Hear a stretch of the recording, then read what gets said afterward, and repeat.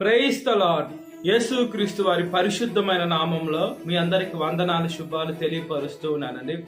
సామెతలు 10వ అధ్యాయం 24వ వచనం, నీతిమంతులు ఆశించున్నది వారికి దొరుకును అని దేవుని వాక్యం సెలవిస్తుందండి. మనము ఈ లోకంలో నీతిగా జీవిస్తే, న్యాయంగా జీవిస్తే, మనము నీతిగా ఆలోచిస్తే అది మనకు దొరుకుతుంది అని దేవుని వాక్యం సెలవిస్తుంది. అంటే నీతికి ఆపోజిట్ ఏంటంటే అవినీతి. ఒకరిని మోసం చేయాలా, ఒకరి దగ్గర ఉండేది లాక్కోవాలా, ఒకరిని కాలు కిందేసి తొక్కివేయాలా, ఒకటి దగ్గర ఉండేది నేను ఎలాగ మోసం చేసి అది నాదిగా అనిపించుకోవాలా అని ఎప్పుడైతే మనలో అవినీతి వస్తుందో అవి కార్యాలు జరగవండి. మనం ఎప్పుడైతే నీతిగా న్యాయంగా మనం జీవిస్తూ అది మనకి రావాల్సింది మనకి రాకుండా ఎవరన్నా ఆపినా కూడా దేవుడు మనతో ఉండి దేవుడు ఆయన కార్యాన్ని జరిగించుకుంటాడు. ఆయన బిడ్డలతో యేసుక్రీస్తు వారు ఉంటారండి. దేవుడు నీతిమంతుడైన దేవుడు. మనము నీతి సూర్యుడైన యేసుని విశ్వసిస్తున్నాం. ఈ లోకపు మన బ్రతుకు నావలో ఈ లోకంలో అనేక అలలు వస్తున్నాయి, అనేక సుడిగాలులు వస్తున్నాయి, మన ముందు పెద్ద పెద్ద రాళ్ళు ఉన్నాయి. అలాంటి మధ్యలో కూడా మన జీవితం అనే ఓడ అటు ఇటు తూలుతున్నా కూడా దేవుడు కాపాడుతున్నాడు అనే ఒక ఆలోచన మనకు ఉండాలి. అంటే ఈ లోకంలో అంతా అవినీతే, ఈ లోకంలో అంతా మనిషి దొరికితే మింగివేస్తున్నారు.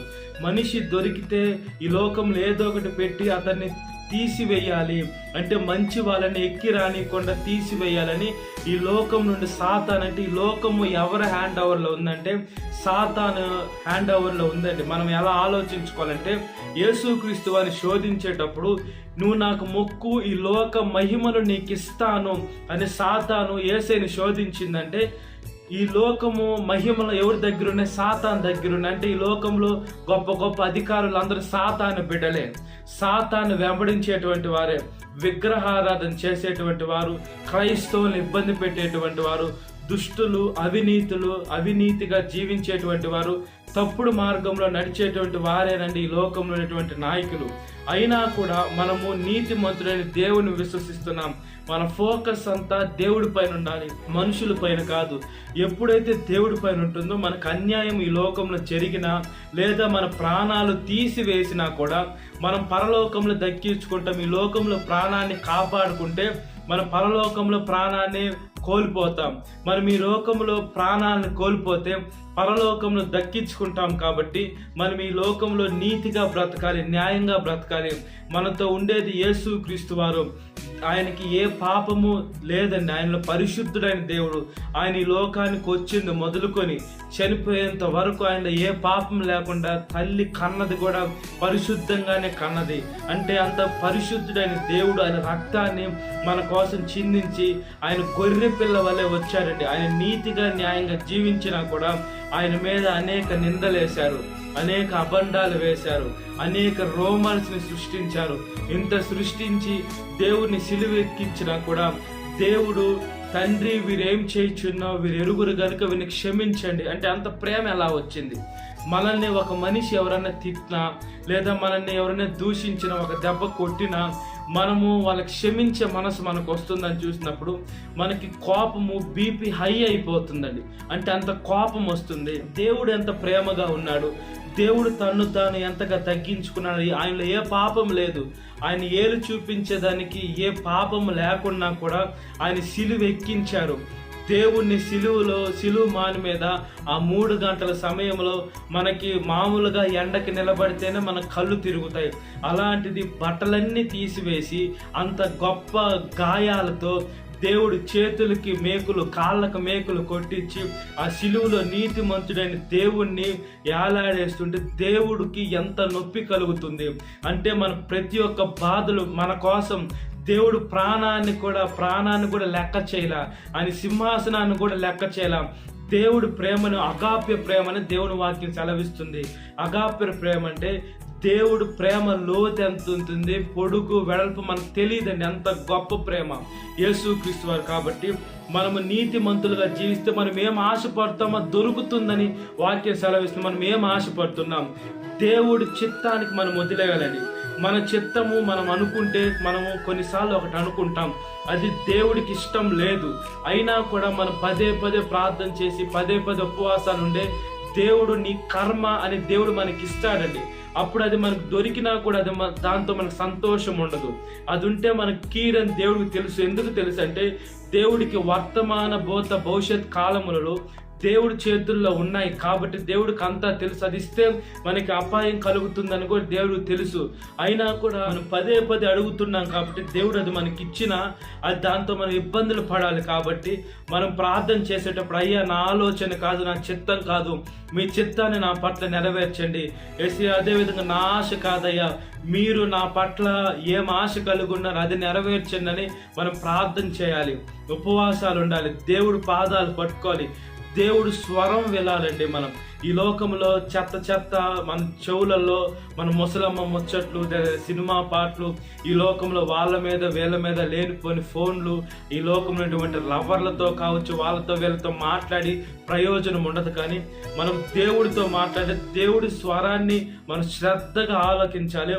అదేవిధంగా మనము తెల్లవారుజామున 3 గంటలకు ఆ సమయంలో ప్రార్థన చేసుకుంటే దేవుడు పర్సనల్గా కూడా మాట్లాడే అవకాశం ఉంటుంది. కాబట్టి మనము నీతిమంతులుగా జీవించాలా, మనం ఆశించేది దేవుడి చిత్తమై ఉండాలా.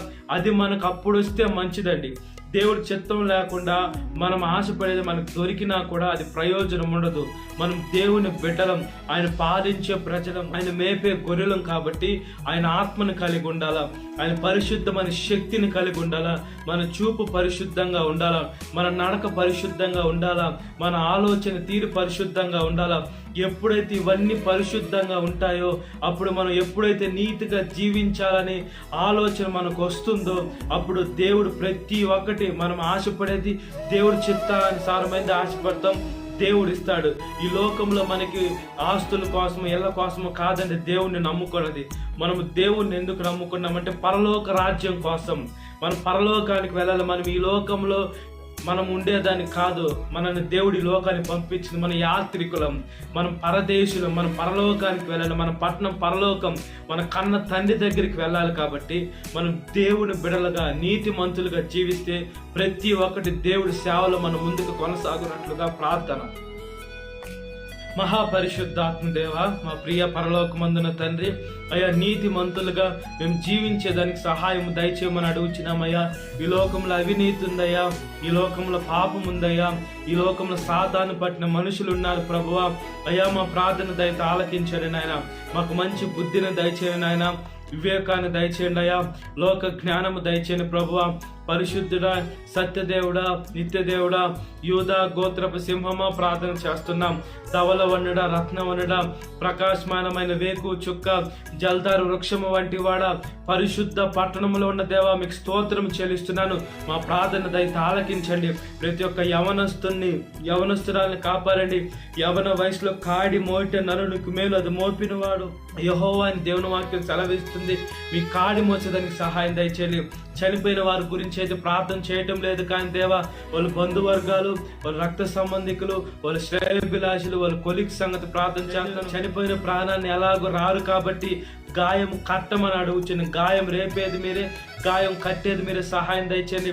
క్రైస్తవులకైతే ఒక నిరీక్షణ ఉంటుంది, ఎప్పటికైనా వాళ్ళు చూస్తామని నిరీక్షణ ఉంటుంది. కాబట్టి ప్రతి ఒక్క బిడ్డ మీద నీటి బాప్తీసం తీసుకొని నిరీక్షణని కొనసాగించుకునే శక్తిని దయచేయమని అడుగుతున్నాను. ఈరోజు పెళ్లి రోజు జరుపుకునేటువంటి వారిని కాపాడండి. భర్త భార్యని ప్రేమించాలా, భార్య భర్తకు లోబడి ఉండాలా, వాళ్ళిద్దరు కలిసి ఉండాలా, వాళ్ళ బిడ్డలను ఆశీర్వదించండి. బిడ్డలు లేని భార్య భర్తలకి మంచి గర్భఫలాలతో ఆశీర్వదించి మీ బండ మీద వాళ్ళ కుటుంబం కట్టుకునేదానికి సహాయం దయచేయండి. అదే విధంగా ప్రార్థన చేస్తాం. ఈరోజు పుట్టినరోజు జరుపుకునేటువంటి వారిని కాపాడండి. ఈ లోకంలో బుద్ధినందు జ్ఞానమందు మనుషుల వర్ధిల్లినా కూడా ముఖ్యంగా మీ దయందును వర్ధిల్లి మీ కాడి మోసి ఏ వయసు వారైనా దేవా మీ సేవలో ముందుకి పరిగెత్తి కొనసాగేదానికి సహాయం చేసి మీ కాడి మోసే శక్తిని వరంగా దయచేయమని మీ పాదాల మీద పడి గోజారుతున్నాము తండ్రి. మా ప్రార్థన దయతో ఆలకించండి. పరీక్షలు రాసేటువంటి వారికి మంచి మార్కులతో మీ పరలోక తెలివిని దయచేయండి అయ్యా. అదే విధంగా ప్రార్థన చేస్తున్న ప్రయాణం ఏ వాహనంలో ఏ మార్గంలో ప్రయాణిస్తుండగా మీ కృపలో జ్ఞాపకం చేసుకొని రక్షించమని అడుగుచున్నాను. సాతాను శోధన ప్రతి ఒక్క బిడ్డని విడుదల దయచేయండి. ఈ వాక్యం వింటున్న ప్రతి ఒక్క బిడ్డని పేరు వచ్చిన జ్ఞాపకం చేసుకోండి. ఈ దినకాలపు దీవెనతో నింపమని నజరేయుడైన యేసుక్రీస్తు వారి పరిశుద్ధమైన నామంలో మిక్కిలి వినంతో అడుగుచున్నాను మా పరలోకమందున్న తండ్రి, ఆమేన్. Praise the Lord. God bless you. Have A